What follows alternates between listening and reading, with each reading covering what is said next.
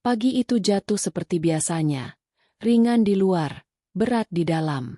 Anti Puspitasari berdiri lama di ambang pintu, menonton suaminya memasangkan helm, menyalakan motor, mengangguk singkat, lalu melaju. Tangan Anti terangkat terlambat. Udara yang ia tangkap hanyalah sisa asap knalpot dan janji-janji kecil yang tak pernah diucap. Di meja makan, cangkir teh masih hangat. Di kursi sebelahnya, tempat yang sejak dulu ia sisakan untuk percakapan, kembali kosong. Anak mereka masih terlelap. Pipi menempel pada boneka lusuh yang diberi nama sembarang, karena yang penting hangat, bukan nama. Anti duduk. Ia memandangi layar ponsel yang padam, lalu menyentuhnya seolah membangunkan teman lama. Notifikasi muncul. Acak. Sepi. Grup keluarga. Promo ongkir. Ingatan.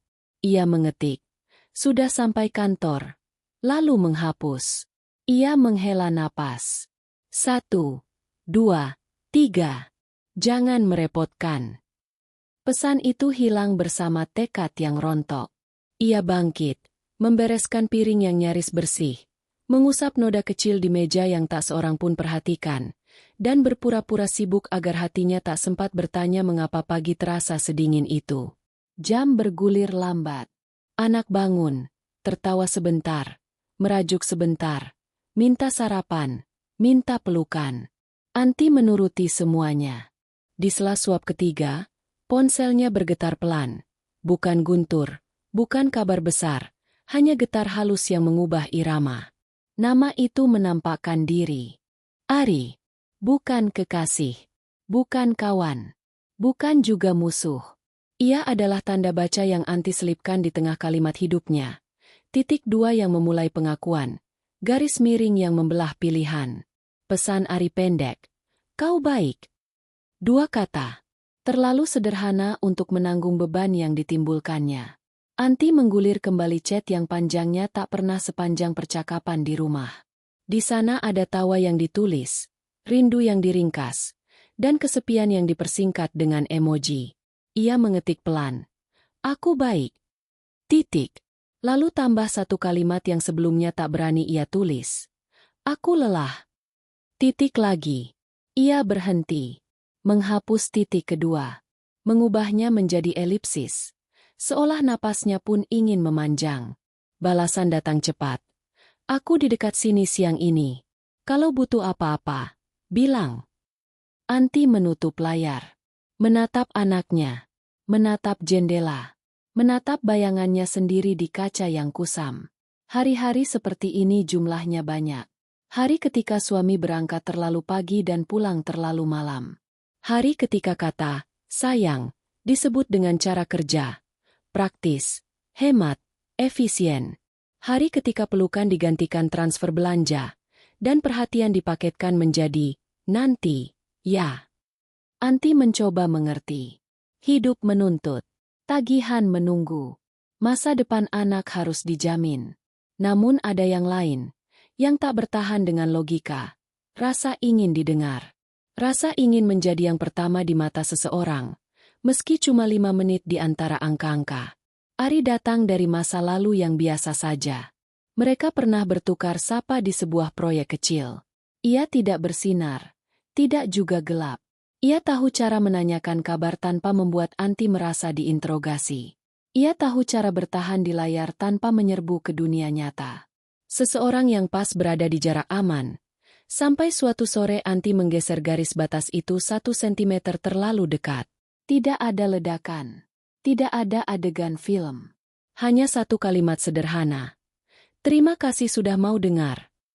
Sejak itu, ruang obrolan menjadi serambi tempat Anti melepas sepatu lelahnya. Kadang Anti bercerita tentang boneka yang kehilangan telinga, tentang cucian yang tak kering, tentang mie instan yang rasanya berubah. Kadang tentang dirinya. Tentang perempuan yang dulu suka membaca puisi dan sekarang lupa di mana menaruh buku terakhirnya. Ari jarang menasihati.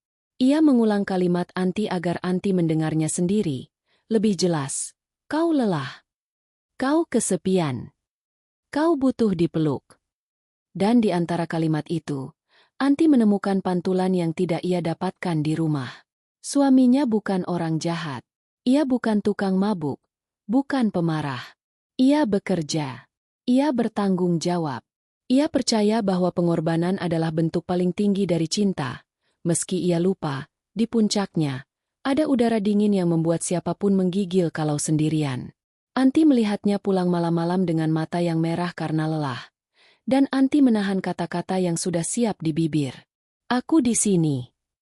Aku menunggu. Aku juga ingin dikejar seperti dulu.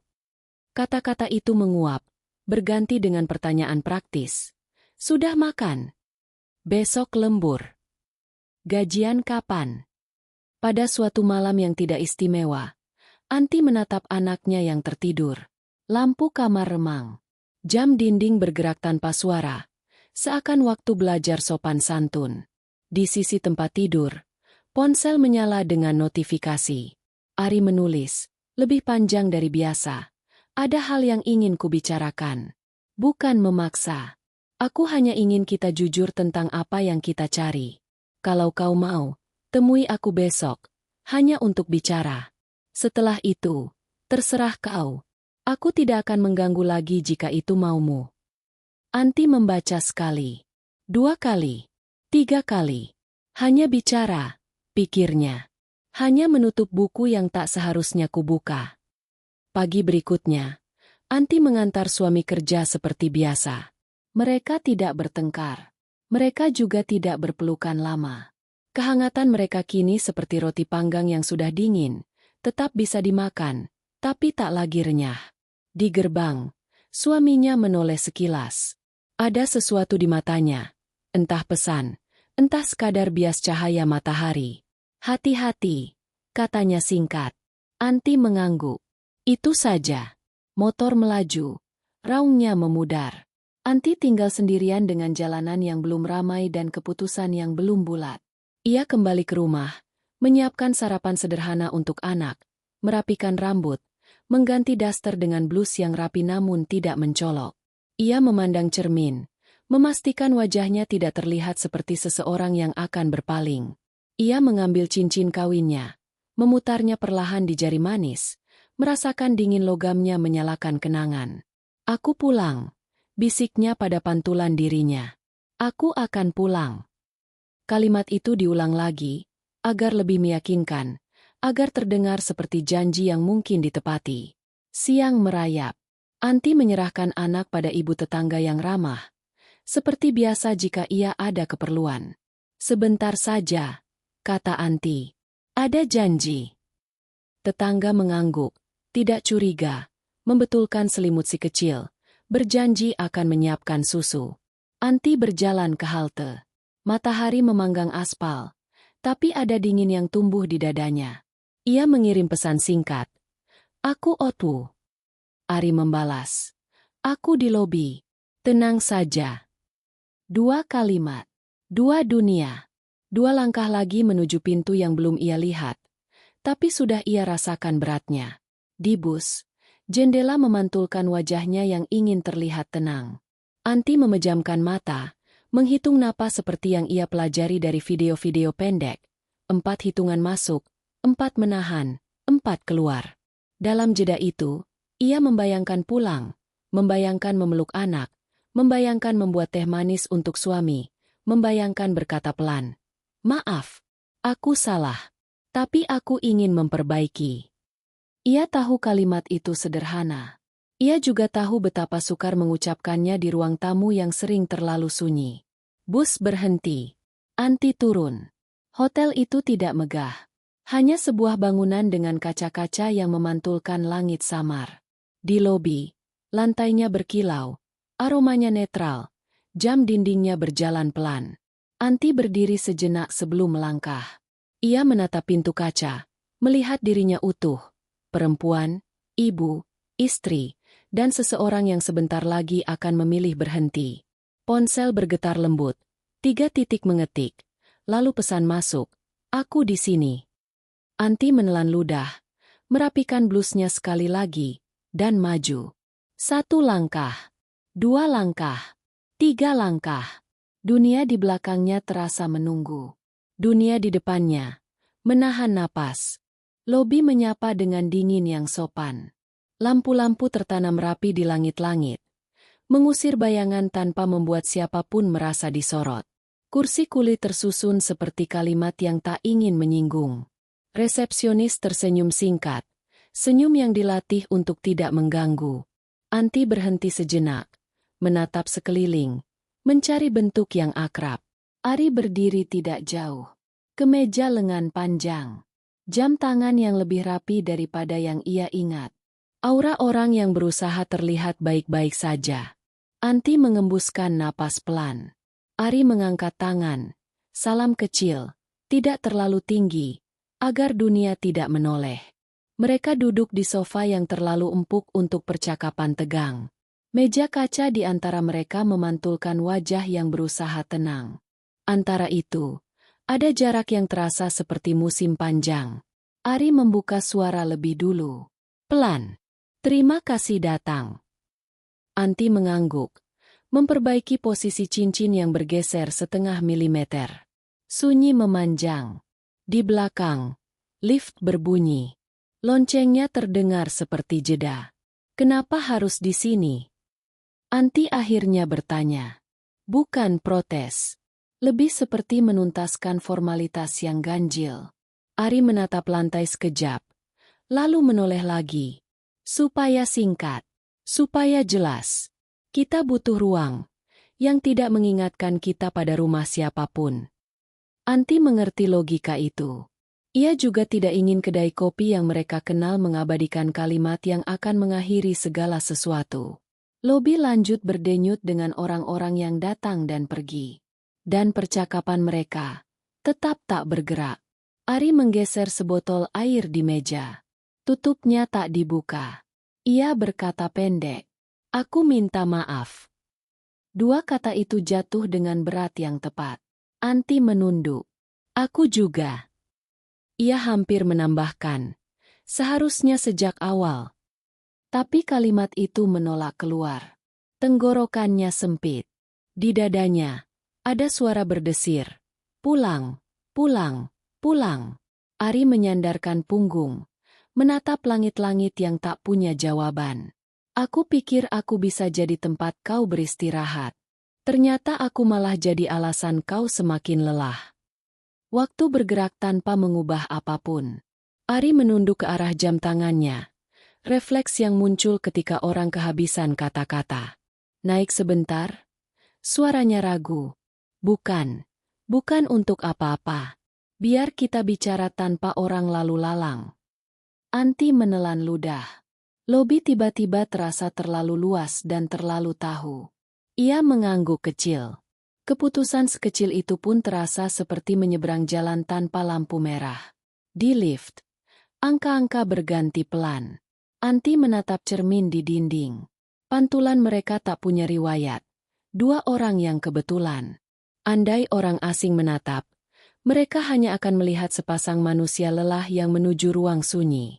Anti merapikan helai rambut yang membandel. Ari menepuk-nepuk saku kemejanya. Kebiasaan menenangkan diri. Bel pintu lift berbunyi. Pintu terbuka. Koridor menyambut dengan karpet tebal yang membuat langkah-langkah terdengar sopan. Mereka masuk ke kamar yang bersih. Tirai tidak sepenuhnya tertutup. Cahaya siang menyeberang seperti garis tipis di dinding. Meja kecil, dua kursi, ranjang rapi. Ruang ini terasa netral. Seperti halaman kosong. Anti memilih duduk di kursi. Ari duduk di ujung ranjang, menjaga jarak. Ada hampir 1 meter udara di antara mereka. Penuh kalimat yang belum ditulis. Anti memandang jari-jarinya. "Aku datang untuk mengakhiri," katanya. Lurus. Jujur. Tanpa hiasan. Ari mengangkat wajah. Tidak tersentak. Mungkin ia sudah menduga. Ia mengangguk pelan. "Aku tahu." Anti mengatur napas, mengumpulkan pecahan-pecahan yang selama ini tercecer. "Aku ingin pulang. Bukan hanya ke rumah. Ke diriku. Ke hal-hal kecil yang dulu membuatku merasa cukup. Aku salah. Aku membiarkan lelahku mencari jalan pintas." Suaranya pelan, tapi stabil. Ia jeda sebentar. Kau, baik. Kau sopan. Kau hadir. Tapi ini bukan jalan yang benar. Ari tersenyum kecut. Kau selalu pandai memilih kata. Gumamnya. Rasanya seperti ditenangkan sambil ditinggalkan. Bisu kembali. Anti menahan diri untuk tidak meminta maaf lagi. Permintaan maaf yang diulang-ulang bisa berubah menjadi beban baru. Ia memilih diam, membenarkan posisi tas di pangkuan. Ari menatap jendela. Aku takut sendirian, katanya. Jujur, seperti anak kecil yang baru mengaku tidak berani gelap. Aku kira kalau ada kau, aku akan berhenti takut. Ia mengembuskan napas. Ternyata ketakutanku malah pindah rumah. Anti memejamkan mata sejenak. Ia tidak ingin menjadi alasan seseorang membenci dirinya sendiri. Ia tidak ingin menambah daftar luka yang dunia pelihara seperti tanaman hias. Kau tidak sendirian, katanya pelan. Kau punya dirimu. Aku percaya itu cukup. Mungkin tidak hari ini, tapi akan sampai juga. Ia menyandarkan punggung, mencoba meredakan sesak. Lalu ia menambahkan kalimat yang ia tulis semalam, di kepala. Aku kuat. Ia mengatakannya bukan untuk pamer, melainkan sebagai pengingat. Ari menoleh. Ada senyum kecil, bukan bahagia, lebih seperti menyerah yang dewasa. Aku harap kau benar. Sekejap, jam seakan berhenti. Anti menatap jam dinding. Jarumnya sabar. Dunia luar menunggu. Ia berdiri. Gagap. Tapi tegas. Aku akan pulang setelah ini. Ari mengangguk lagi. Aku mengerti. Ia ikut berdiri. Ada momen canggung ketika mereka hampir saling memeluk dan sama-sama urung. Anti memilih mengulurkan tangan. Jabat tangan yang terlalu formal untuk semua yang sudah mereka lewati. Ari menyambutnya. Ingat. Anti menarik tangannya kembali. Sedikit terlalu cepat. Jantungnya mengetuk. Boleh dengar suaramu? 10 detik saja. Tanya Ari tiba-tiba. Sebagai penutup. Anti ragu. Ia menimbang. Lalu ia mengangguk. 10 detik bukan keabadian. Terima kasih, katanya. Terima kasih sudah mau dengar aku. Maaf. Aku membuatmu berharap. Aku akan coba memperbaiki yang bisa kiperbaiki. Ia bicara tenang. Tanpa getar. 10 detik berlalu. Ari mengangguk sekali lagi. Lebih mantap. Itu cukup. Anti mengambil tas. Ia memeriksa ponsel. Pesan dari tetangga. Anak tidur siang. Hatinya terenyuh. Dunia kecil yang setia menunggunya. Ia melangkah ke pintu. Tangan digagang. Ari berdiri beberapa langkah di belakang. Tidak mengejar, tidak memanggil. Hati-hati, katanya akhirnya. Kalimat yang sama seperti yang suaminya ucapkan di gerbang tadi pagi. Dua kata yang terdengar berbeda ketika diucapkan oleh dua orang yang berbeda. Anti mengangguk tanpa menoleh. Kau juga. Koridor terasa lebih panjang ketika seseorang meninggalkan sesuatu di dalam kamar. Bukan barang, tapi masa yang baru saja diselesaikan. Anti melangkah pelan. Lift belum tiba. Ia berdiri, menatap lantai yang bermotif halus, menghitung persegi kecil yang mengalir ke ujung lorong. Pintu lift terbuka. Dua orang tamu keluar, tertawa kecil. Anti masuk. Ia menekan tombol lobi. Cermin kembali memantulkan wajahnya. Ada lelah, ada lega. Ada takut yang belum bubar. Tapi di balik semua itu, ada garis tipis yang baru, arah pulang. Di lobi, ia memilih duduk sebentar. Bukan karena ragu. Lebih karena ingin merapikan napas. Ia membuka ponsel. Jarinya melayang di atas ikon pesan untuk suaminya. Ada beberapa kalimat yang ingin ia pilih. Kita bicara malam ini. Aku kangen. Aku minta maaf. Semua terasa besar. Ia mengetik satu kata dulu, sebagai jembatan kecil. Nanti. Lalu tambah satu lagi. Pulang. Ia tidak kirim.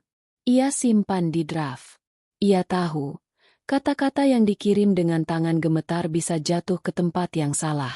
Anti berdiri. Langkahnya menuju pintu kaca. Di luar, siang telah matang. Jalanan ramai. Suara kendaraan mengisi ruang yang tadi kosong. Ia menatap bayangannya sekali lagi. Perempuan itu masih sama, tapi matanya berbeda.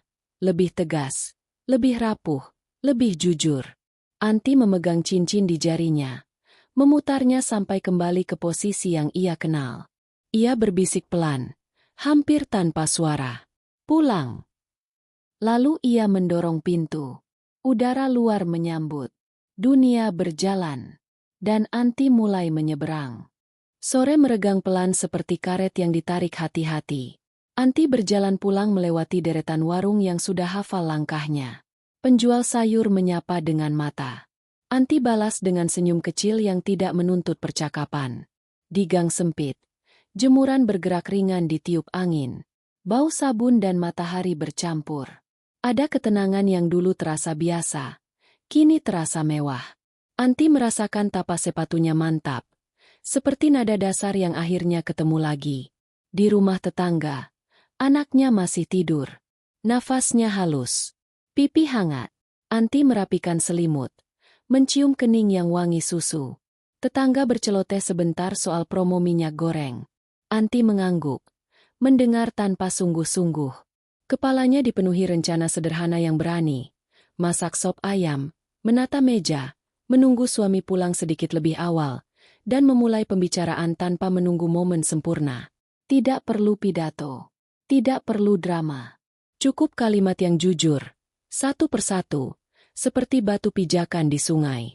Ia membuka kulkas, menyiapkan bahan. Pisau menari pelan. Wortel, kentang, daun bawang. Kompor mendesis lembut. Rumah pelan-pelan berbau pulang. Anti mengambil ponsel, mengetik pesan yang tadi dibiarkan di draft. Ia menambah kata, "Nanti, aku ingin bicara. Tidak berat. Tentang kita." Ia baca ulang. Ia hapus. Tidak berat.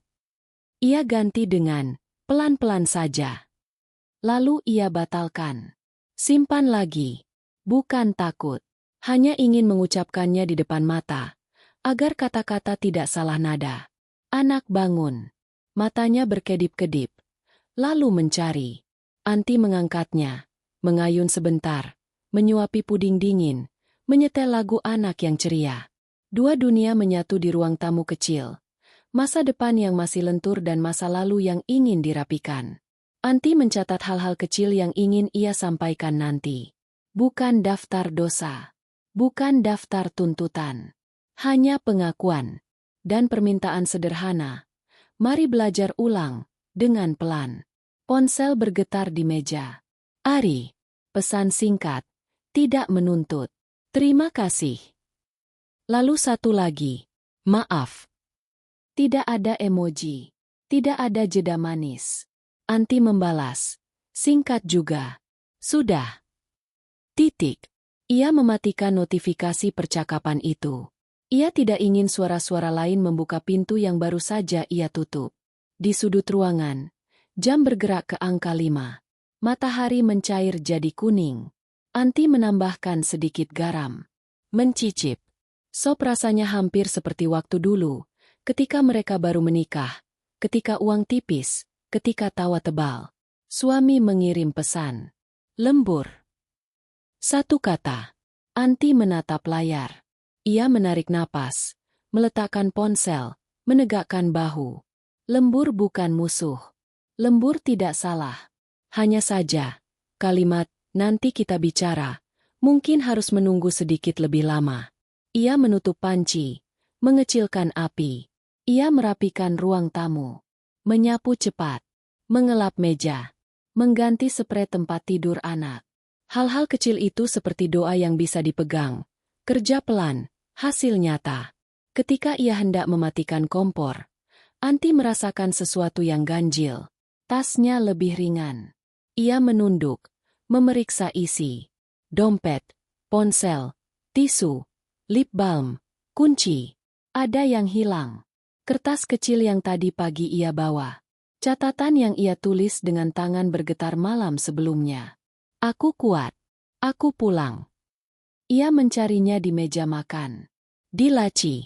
Di balik bantal. Tidak ada. Ingatan bergerak mundur. Pelan. Seperti film yang ditarik spolnya. Ia melihat kamar hotel. Cahaya garis di dinding. Tangannya meletakkan sesuatu di bawah cangkir air. Ia menelan ludah. Catatan itu tertinggal. Anti memejamkan mata. Kertas kecil itu tidak penting bagi siapapun. Benda paling sepele di dunia. Tapi baginya, itu jangkar. Bukti kecil bahwa niatnya bukan sekadar kata manis. Benda yang ingin ia simpan, bukan untuk diperlihatkan, tapi untuk memegang dirinya tetap di jalur saat hati kembali goyah. Ia duduk. Ia mencoba menenangkan diri. Ia bisa tidak kembali. Ia bisa merelakan selembar kertas. Ia bisa menulis ulang. Namun di dadanya, ada suara pelan. Ambil. Tutup rapih. Jangan ada sisa yang dibiarkan di ruang yang bukan milikmu. Anak menarik bajunya. Minta digendong melihat burung yang hinggap di pagar. Anti mengangkat. Tersenyum. Menatap sayap kecil bergetar di udara senja. Ia memutuskan. Ia akan berangkat sebentar. Setelah maghrib. Ia akan menitipkan anak lagi sebentar pada tetangga. Bilang ada hal yang tertinggal di kantor kenalan. Tidak jauh. Ia akan pulang sebelum jam 8. Ia akan menyiapkan nasi hangat. Ia akan menunggu. Ia akan bicara malam ini. Meski suaminya mungkin pulang lewat. Tidak perlu semua selesai. Cukup satu pintu dibuka. Maghrib turun. Langit ungu. Lampu jalan menyala satu demi satu seperti catatan musik. Anti memberitahu tetangga. Menitipkan anak dengan permintaan maaf karena mengganggu lagi. Tetangga mengangguk. Paham. Seperti orang yang mengerti bahwa hidup kadang butuh jeda kecil yang tidak bisa dijelaskan. Anti mengganti pakaian dengan yang sederhana. Tidak mencolok. Rambut diikat. Sandal diganti sepatu yang tertutup. Kunci. Ponsel. Dompet. Ia mematikan kompor. Memeriksa jendela. Mencium anak yang sibuk memegang mobil-mobilan. Di jalan, udara terasa lebih dingin daripada siang tadi. Jalanan lebih ramai. Namun terasa kosong di beberapa titik. Anti berjalan cepat ke halte. Bus datang. Ia naik. Kursi terisi. Lampu kabin putih pucat. Anti duduk dekat jendela. Kota bergerak seperti slideshow. Toko kelontong, bengkel, minimarket, apotek.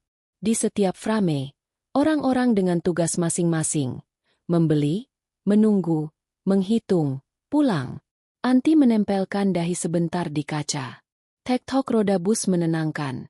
Seperti metronom yang menjaga tempo. Ponselnya kembali bergetar. Suami, jangan tunggu. Makan duluan. 3 kata. Anti menatap lama. Ia mengetik. Baik. Lalu ia hapus. Ia mengetik lagi. Aku ingin bicara malam ini. Pelan-pelan saja. Ia ragu.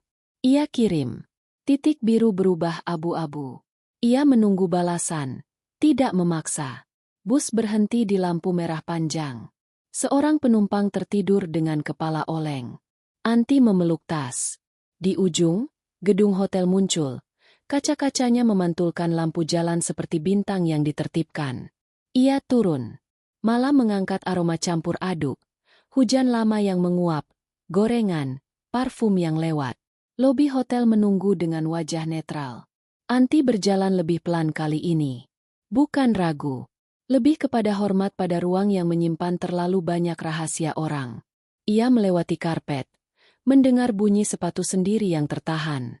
Resepsionis baru. Wajah berbeda dari siang. Senyum yang sama. Anti mengangguk kecil. Menuju lift. Di cermin lift. Matanya terlihat lebih bulat oleh lampu pucat. Ada sesuatu seperti gundah yang tidak lagi menakutkan. Ia menekan tombol. Pintu tertutup. Angka bergerak naik. Ding. Koridor lantai itu lebih senyap daripada siang. Karpet menelan langkah. Dinding memantulkan bayangan tanpa niat. Anti berjalan ke kamar yang tadi ia masuki dan tinggalkan. Ia tidak mengetuk. Ia tidak punya alasan untuk mengetuk. Ia hanya ingin memeriksa sekitar. Mungkin catatan kecil itu terselip di meja koridor. Mungkin jatuh di dekat tanaman plastik. Ia berhenti di depan pintu. Mengamati. Mendengar. Tinggi. Di ujung lorong, Ho Sekeeping mendorong troli. Roda berderit pelan. Anti menoleh sebentar. Memberikan ruang. Ia merunduk, memeriksa celah-celah kecil di sepanjang dinding. Tidak terlihat. Ia mengembuskan napas. Ia bisa meminta bantuan resepsionis. Ia bisa menanyakan barang tertinggal. Ia ragu menyebutkan kamar. Ia berdiri lagi. Menatap angka di pintu yang tadi hanya angka. Kini terasa seperti titik pada kalimat. Pintu terbuka dari dalam. Anti sedikit tersentak. Mundur setengah langkah. Ari berdiri di ambang, terkejut juga. Wajahnya tidak siap. Kemeja yang sama, lengan digulung. Napas yang ia tahan sebelum bicara. Anti menegakkan punggung. Ia tidak mencari adegan kedua. Ia hanya mencari selembar kertas. Ari mengangkat tangan, isyarat menunggu. Di atas meja, ia mengambil sesuatu. Selembar catatan terlipat. Anti melihat tulisannya sendiri di sisi luar. Ari mendekat 2 langkah. Tidak terlalu dekat. Ia mengulurkan kertas itu. Anti mengangguk, menerimanya, menyelipkannya cepat ke dalam tas, seolah mengamankan nyawa kecil yang tersisa. Anti menahan napas sejenak. Jari-jarinya menyentuh tepi kertas, merasakan serat tipis yang tadi pagi menjadi nyalanya. "Terima kasih," katanya pelan. Tidak ada sisa romansa di suara itu, hanya kelegaan yang sederhana. Ari mengangguk, berdiri tegak, menjaga jarak yang sudah sepakat mereka jaga. Di antara mereka, ada lorong panjang dan karpet yang menelan suara apapun yang mencoba menjadi ribut. "Aku tidak menyangka kau kembali," ujar Ari. Kalimatnya netral, namun lelah. Anti melirik jam dinding di ujung koridor, seolah waktu bisa menolongnya menjawab. "Aku cuma ambil ini," katanya, menyentuh tas, menandai catatan kecil di dalam. "Lalu pulang." Selesai. Titik. Tidak ada koma. Tidak ada elipsis. Ari menghela napas. Matanya mengambang sebentar. Lalu tenang lagi. "Baik," katanya. "Pulang." Mereka berdiri kaku beberapa detik. Seperti 2 pemain yang sudah melepaskan kostum tapi masih di panggung. Ho Sekeeping lewat, mendorong troli. Suara roda berderit memotong hening. Anti bergeser memberi jalan. Ari mundur sedikit, menghela napas lagi, menatap lantai, lalu menatap Anti untuk terakhir kalinya malam itu. Ada sesuatu seperti doa yang tidak jadi diucapkan. Anti memutuskan untuk tidak menanyakan apa. Ia takut menjawabnya. "Jaga dirimu," kata Ari akhirnya. Anti mengangguk. "Kau juga." Itulah semua. Tanpa jabat tangan, tanpa pelukan. Seseorang di ujung lorong tertawa kecil. Bukan mereka, bukan untuk mereka. Anti berbalik. Langkahnya menuju lift. Tidak cepat, tidak lambat. Ia ingin memastikan kaki dan pikirannya melangkah ke arah yang sama. Tombol lift menyala. Pintu membuka. Kabin kosong. Lampunya pucat.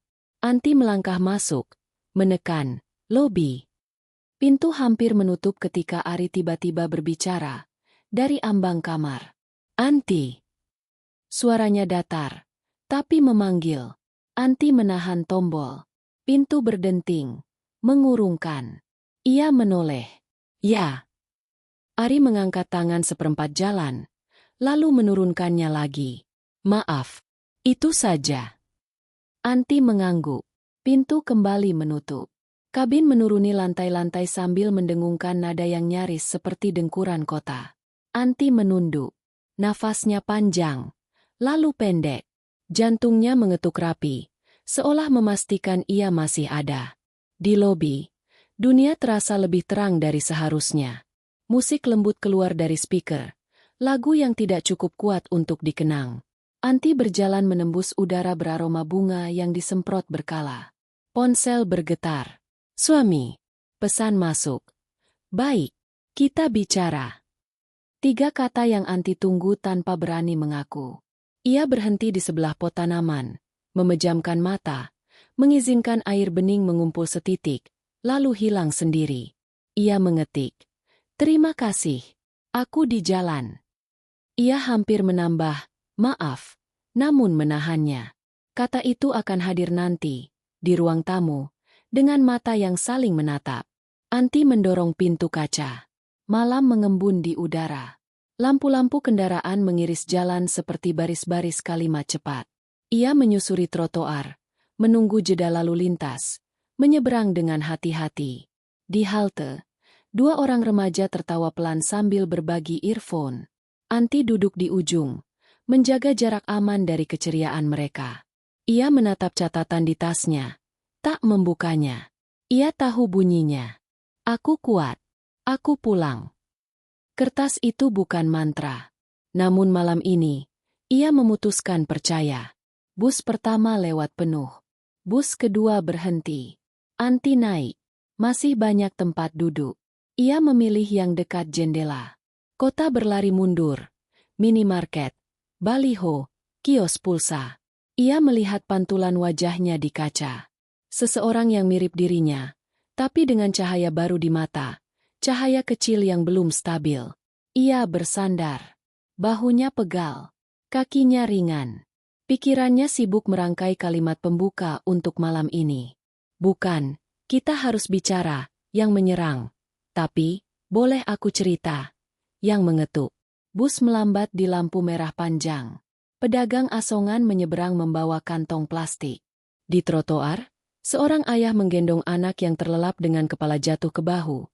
Sang ayah menyeka keringat di pelipis anaknya dengan cermat. Adegan kecil itu menempel di dada Anti. Bukan karena sedih, karena rindu. Ia ingin memeluk anaknya malam ini lebih lama, sedikit lebih lama dari biasa. Ia ingin merasa pulang tidak hanya berarti memasuki rumah, tetapi juga disambut oleh dirinya sendiri. Tiba-tiba ponselnya bergetar lagi. Notifikasi dari grup arisan. Ramai, ringan. Anti mensweeper. Melewatkan. Ada satu pesan tertinggal, dari nomor kantor suami. "Break sebentar. Jam." Anti menatapnya sekilas. Mungkin suaminya meminjam telepon di kantor. Mungkin bertanya apakah jam tertentu cocok. Anti mengetik, "Aku sampai rumah sebentar lagi." Ia kirim. Titik abu-abu berubah biru. Balasan cepat. "Baik." Hanya itu. Namun cukup untuk menenangkan sesuatu yang tadi mengeras pelan di pundaknya.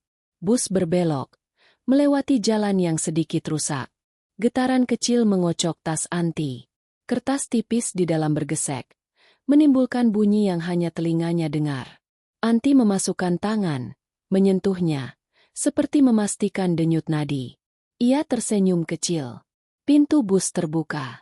Pemberhentian berikutnya. Hotel yang tadi ia tinggalkan. Sekilas, dari jendela, ia melihat kaca lobi memantulkan malam. Bukan apa-apa. Hanya bangunan. Hanya lampu. Hanya bagian dari peta kota yang akan ia lewati semakin jarang setelah ini. Bus bergerak lagi, sedikit lebih cepat. Langit sedang memikirkan hujan. Angin depan menghempas lembut ke layar kaca. Anti menegakkan punggung, merapikan rambut, menata napas. Ia membayangkan pintu rumah, kunci yang berputar, lampu yang menyala. Ia membayangkan bau sop yang menua di panci, masih ramah. Ia membayangkan suami duduk di kursi, bukan di ujung, tapi di tengah, mendekat. Ia membayangkan suara sendiri berkata pelan, "Aku ingin minta maaf. Aku juga ingin didengar." Ia tidak tahu putaran kalimat setelahnya. Ia kira lebih baik tidak tahu. Spontan bisa lebih jujur daripada latih. Bus berhenti tepat di dekat gang rumah. Anti turun. Udara lebih dingin dari perkiraan. Daun-daun mangga bergetar ringan. Di tikungan, anak-anak kecil masih bermain kejar-kejaran. Tawa mereka memantul di tembok. Anti berjalan menyusuri gang yang berbelok seperti kalimat panjang, namun mudah dihafal karena diulang setiap hari. Lampu teras tetangga menyala kuning. Televisi merekam sinetron yang volumenya terlalu tinggi. Bau bawang goreng tersisa di angin. Di depan rumah tetangga, Anti mengetuk pelan. Tetangga membuka, tersenyum. "Masih tidur, Bu," katanya, menunjuk kamar. "Tadi sempat bangun, terus minta susu, terus BRRR." Tangannya menirukan gerakan anak kecil menggigil lucu. Anti tertawa kecil. "Hangat. Terima kasih. Ya, maaf merepotkan." Ia masuk sebentar, mencium kening anaknya, memeluk sebentar.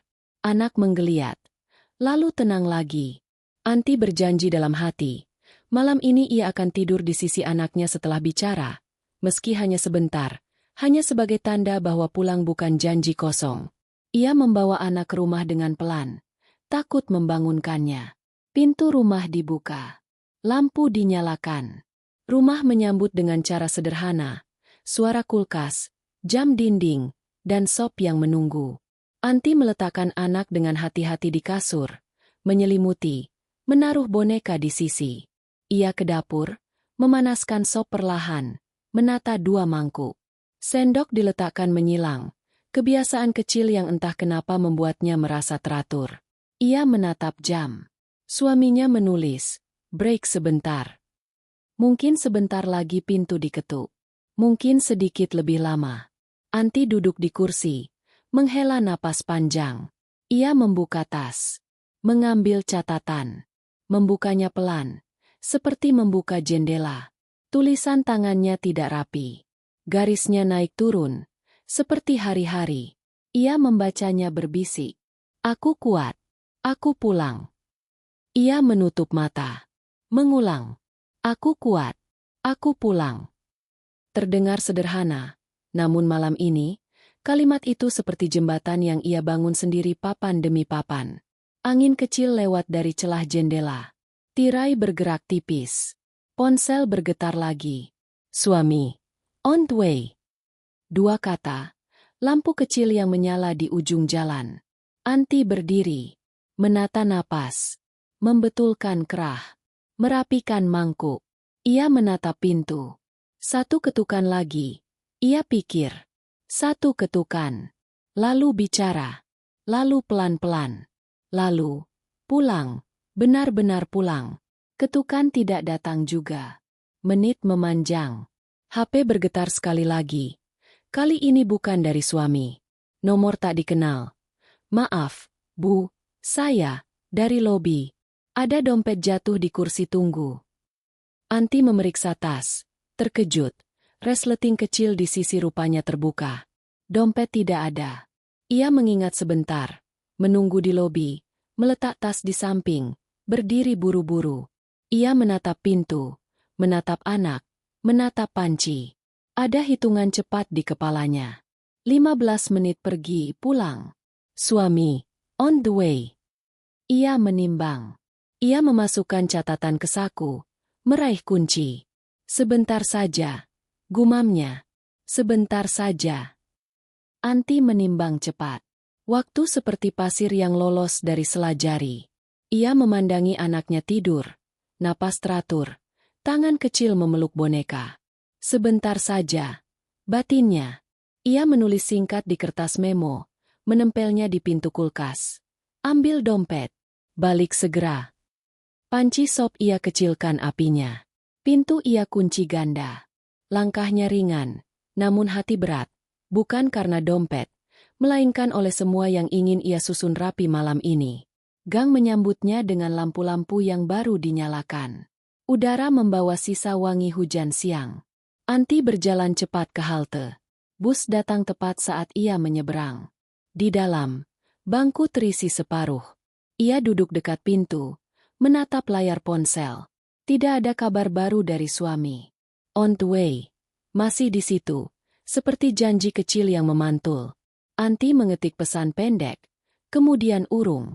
Ia ingin mengatakan, sebentar ke hotel. Tapi takut kata, hotel, merusak nada yang hendak ia bangun. Ia menutup ponsel. Menatap keluar. Kota berlari. Toko-toko menarik pintu gulung. Seorang pria tua menutup gerobak baksonya. Meniup bara pelan. 2 remaja lewat dengan seragam sekolah yang sudah lecek. Lampu merah menggantung lama, memberi jeda bagi pikiran Anti yang sibuk menata urutan kalimat. Mulai dari maaf, lalu jujur, lalu minta satu kesempatan belajar ulang. Tidak perlu semuanya malam ini. Cukup pintu pertama. Saling dengar. Di lobi hotel, resepsionis yang menelepon tadi menyapanya. Sopannya sama, ramahnya wajar. Dompet Anti sudah disimpan dalam plastik transparan, lengkap dengan daftar isi yang dicek cepat. "Terima kasih," kata Anti. Suara kecil tapi lega. Ia membuka dompet sekilas. KTP, kartu debit, foto anak yang kusam di saku Mika. Ada sobekan kecil di tepi dompet. Mungkin karena terselip di celah kursi. Benda sederhana, tapi rasanya seperti menemukan identitasnya kembali. Seperti mengambil nama yang sempat ditinggal beberapa jam. Ia berbalik. Siap pergi. Lift berdenting. Pintu terbuka. Sekilas, Anti melihat pantulan koridor lantai atas di dinding kaca lobi. Garis panjang, sunyi, dingin. Ia menelan ludah. Kamar siang tadi melintas di kepala, bukan sebagai godaan, melainkan sebagai latar yang ingin ia tutup rapat. Tidak ada urusan lagi di atas. Tidak ada kalimat yang perlu diulang. Ia menegakkan badan, melangkah menuju pintu keluar. Ponselnya bergetar. "Suami." Panggilan masuk.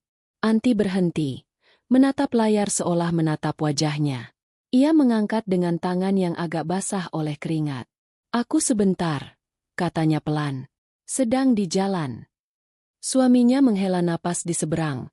Napas yang terdengar seperti mesin yang akhirnya dipadamkan. "Aku sudah di depan rumah," katanya singkat. "Kamu di mana?"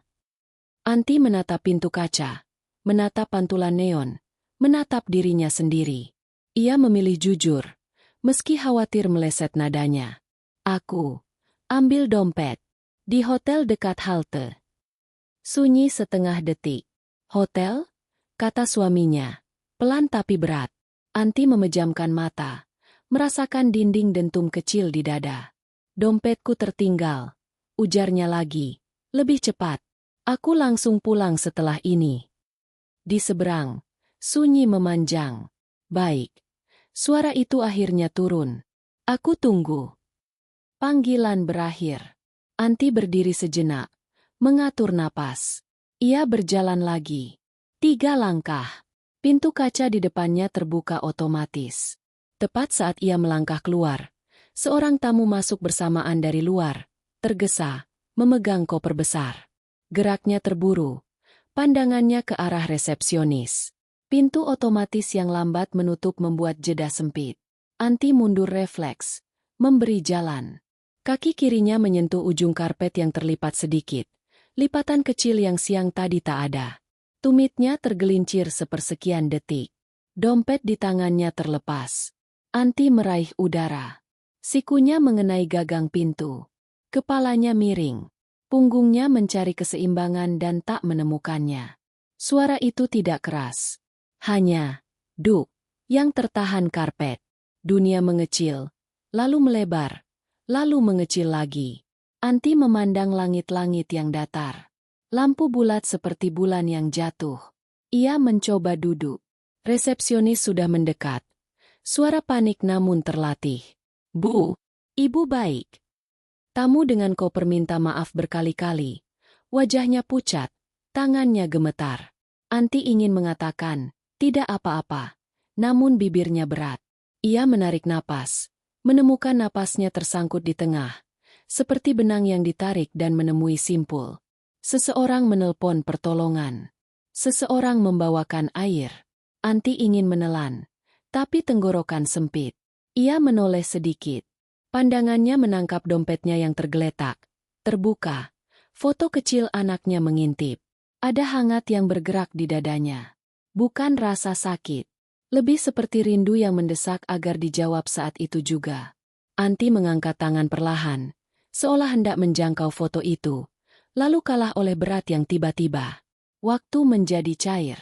Suara-suara memanjang. Langit-langit bergeser pelan, seperti ditarik tali. Anti mencoba mengikatkan dirinya pada satu hal yang tidak bergeser. Kalimat kecil di saku. Tangannya meraba. Kertas tipis itu ada. Ia menekannya di telapak, seperti memegang tangan seseorang. Dalam kepalanya, kursi ruang tamu, 2 mangkuk sop, sendok menyilang, semua duduk rapi menunggu. Ia membayangkan pintu rumah terbuka, bayangan suami di ambang, anak tertidur, lampu diturunkan cahayanya. Ia membayangkan 3 kata yang sudah ia latih. Aku minta maaf. Suara sirine jauh mendekat, lalu dekat. Langkah banyak orang. Sepatu yang lebih berat dari biasa. Cahaya lampu darurat memecah warna lobi. Anti merasakan dingin merayap dari lantai ke punggung. Ia memeluk kertas itu lebih erat.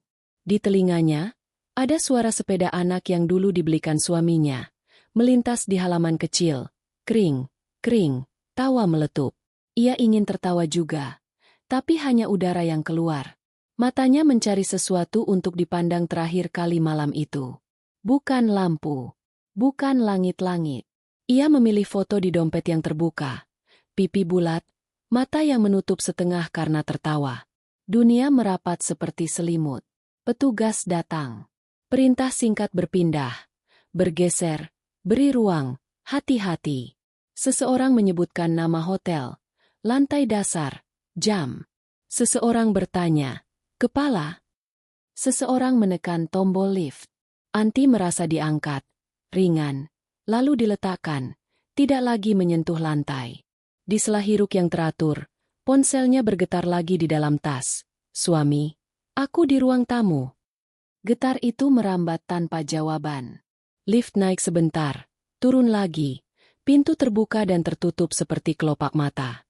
Di ambulans, lampu berkedip di kaca samping, mengiris malam menjadi potongan-potongan pendek. Kota menyingkir memberi jalan. Suara pengumuman rumah sakit menunggu di ujung. Anti memikirkan sop yang masih di atas kompor kecil. Api yang diturunkan. Ia memikirkan sendok yang ia letakkan menyilang. Ia memikirkan catatan di pintu kulkas. Ia memikirkan cara lain mengucap, pulang. Ketika kata itu tak sempat diucap. Ketika ambulans meluncur. Lobi hotel pelan-pelan kembali netral. Resepsionis membereskan plastik dompet cadangan yang kosong. Tamu dengan koper duduk agak jauh. Wajahnya menunduk, menutup muka dengan tangan. Karpet yang terlipat tadi diluruskan petugas hotel. Gerakannya hati-hati. Seolah lipatan itu adalah luka yang bisa diperbaiki hanya dengan rabaan rapi. Di kaca, bayangan kota mencatat satu peristiwa kecil yang, bagi banyak orang, hanya akan menjadi cerita singkat di malam panjang. Bagi Anti, dan orang-orang yang menunggunya, peristiwa itu adalah garis yang memisahkan sebelum dan sesudah. Di rumah, jam dinding melewati 1 angka. Panci sop menghembuskan uap tipis. Anak berguling, mencari posisi. Catatan di kulkas menempel tenang. Tinta spidolnya belum kering. Suami berdiri di depan pintu, memegang ponsel tanpa menekan apapun. Di layar, percakapan terakhir menggantung, seperti jembatan yang baru akan dilalui. Ia menatap kursi, menatap 2 mangkuk yang siap. Ia menghela napas panjang pertama malam itu. Dan di kejauhan, sirine memeluk kota sampai menjadi sunyi. Ruang gawat darurat menyambut dengan cahaya yang terlalu putih. Bau antiseptik. Roda berangkar berderit. Berganti dengan instruksi singkat yang saling menimpa. Anti tidak lagi merasakan kerasnya dunia. Hanya ada dingin yang merayap. Lalu hangat tipis dari tangan perawat yang menepuk punggung tangannya sambil berkata sesuatu yang tidak utuh di telinga. Kertas kecil di genggaman berpindah. Diletakkan hati-hati di saku jaketnya. Seolah orang-orang yang asing ini mengerti bahwa selembar kertas bisa menjadi jangkar terakhir seseorang. Pintu otomatis terbuka. Suaminya datang dengan langkah yang tidak ia kenal. Tergesa, goyah, tapi menahan diri agar tidak berlari. Matanya mencari, menemukan, lalu berhenti. Ia berdiri 1 meter dari berangkar. Tidak berani mendekat seketika. Seorang petugas memintanya menunggu di pinggir, memberi ruang untuk alat dan kabel. Suaminya mengangguk, terlalu cepat. Seolah otaknya ingin berlari sambil tubuhnya dipaku di lantai. Waktu melar. Detik terasa seperti butiran pasir yang besar-besar. Dokter datang, berganti dengan dokter lain. Perawat memeriksa, moncong mesin bernapas. naik, turun, lalu berhenti sejenak, lalu kembali. Suami menatap tangan Anti yang pucat, menghafal garis-garis kecil yang dulu sering ia cium cepat sebelum berangkat. Di kantongnya, ponsel bergetar. Tetangga bertanya soal anak. Ia membalas singkat, minta tolong dijaga sedikit lagi. Sebentar. Ia mengetik. Kata itu terasa kejam. Petugas keamanan menanyakan kronologi. Resepsionis hotel menelepon, menyusun kalimat dengan hati-hati. Terpeleset, pintu, koper, karpet. Kata-kata itu seperti ubin yang disusun untuk menutup lubang. Suami mengangguk. Ia ingin marah pada sesuatu, pada lipatan karpet, pada pintu otomatis yang lambat, pada koper yang terlalu besar, pada dirinya sendiri yang menulis, on the way, dan tiba terlalu lambat untuk apapun. Namun kemarahan tidak menemukan bentuk. Ia hanya merasa kosong. Kosong yang berat. Dokter akhirnya keluar. Kalimat panjang dengan jeda. Benturan, perdarahan, penanganan, kemungkinan. Kata, kemungkinan, menempel di dinding seperti bayangan yang menolak pergi. Suami mengangguk lagi, mengucapkan terima kasih yang terdengar seperti minta maaf. Ia duduk. Punggungnya tegak beberapa menit, lalu melorot pelan, seperti balon yang kehabisan angin. Di pangkuannya, dompet Anti tergeletak. Resepsionis tadi menyerahkan kepada perawat kepada petugas, dan sekarang dompet itu di tangan suami. Benda kecil yang beratnya mendadak bertambah. Ia membukanya. Foto anak menatap balik. Mulut suaminya bergerak, tanpa suara. Di saku kecil, ada slip parkir, resi minimarket, potongan kertas resep sop yang kena bercak minyak. Ia menutup dompet, memeluknya pada dada. Tangannya bergetar. Ia baru menyadari, tepi dompet itu sobek sedikit. Detail kecil yang, entah mengapa, membuat dadanya sesak lebih dari kabar dokter barusan. Jam berganti angka. Anak dipindahkan dari rumah tetangga ke rumah sendiri oleh tetangga yang sama. Diletakkan hati-hati di kasur. Selimut dibetulkan, pintu ditutup setengah. Sop di panci dimatikan oleh tetangga. Sendok yang menyilang tetap dibiarkan menyilang. Mereka tidak ingin mengubah apapun di dalam rumah itu. Di kulkas, catatan masih menempel. Ambil dompet. Balik segera. Tinta spidolnya mengilap di bawah lampu dapur. Di rumah sakit, suami diminta menandatangani sesuatu. Ia menulis namanya tanpa melihat. Huruf-hurufnya tidak rapi. Petugas menatap dengan empati yang lelah. Suami kembali duduk. Dalam jarak sejengkal, ada mesin yang berbunyi seperti jam dinding raksasa. Tak terlihat, tapi menguasai ruangan. Ia memandang ke dalam, melewati kaca, ke arah tubuh Anti yang dipenuhi garis dan titik. Di kepalanya, potongan pagi tadi diputar. Helm, motor, hati-hati. Seharusnya ia berhenti sebentar di gerbang dan memeluk lebih lama. Memaksa bercanda, memaksa menatap. Seharusnya ia mengirim, aku kangen, sesekali, meski terdengar konyol. Seharusnya ia, daftar, seharusnya, panjang sekali. Tak ada yang bisa mengubah apapun. Perawat menghampiri, menyerahkan benda kecil yang ditemukan di saku jaket Anti, selembar kertas terlipat dua. Barangkali, milik keluarga, katanya pelan. Suami menerimanya. Kertas itu hangat sebentar dari tangan perawat. Ia membuka pelan, takut menghancurkan sesuatu yang rapuh. Tulisan yang tidak rapi, garis naik turun, tinta hitam yang menekan terlalu keras. 2 kalimat. Aku kuat. Aku pulang. Suami membaca berulang, hingga huruf-hurufnya menyatu menjadi garis-garis tanpa arti. Lalu ia mengerti, bukan makna kata-kata itu, melainkan niat di baliknya. Niat yang sederhana. Niat yang selamat sampai di kertas, tetapi mungkin tersesat di jalan pulang. Ia menempelkan kertas itu ke dada, menutup mata. Air menggenang, lalu jatuh tanpa suara. Di luar ruang perawatan, koridor dipenuhi langkah-langkah yang punya urusan lain. Waktu tidak menunggu siapapun. Suami duduk lebih tegak. Ia mengetik pesan ke tetangga. Terima kasih. Maaf. Lalu pesan ke nomor kantor. Saya izin besok. Lalu ke dirinya sendiri. Catatan di ponsel. Kalimat yang ingin ia ucapkan jika diberi kesempatan. Maafkan aku. Aku lupa cara memanggilmu pulang. Ajari aku. Malam melewati batas. Dokter kembali.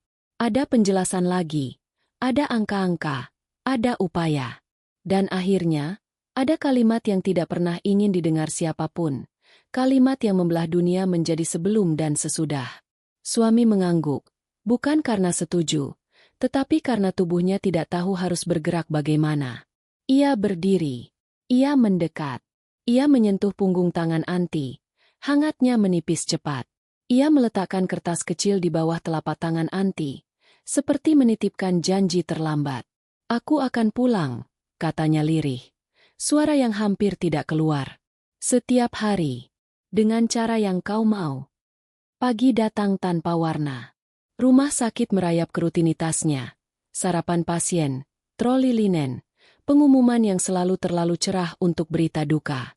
Suami berjalan pulang dengan langkah yang tidak ia hitung.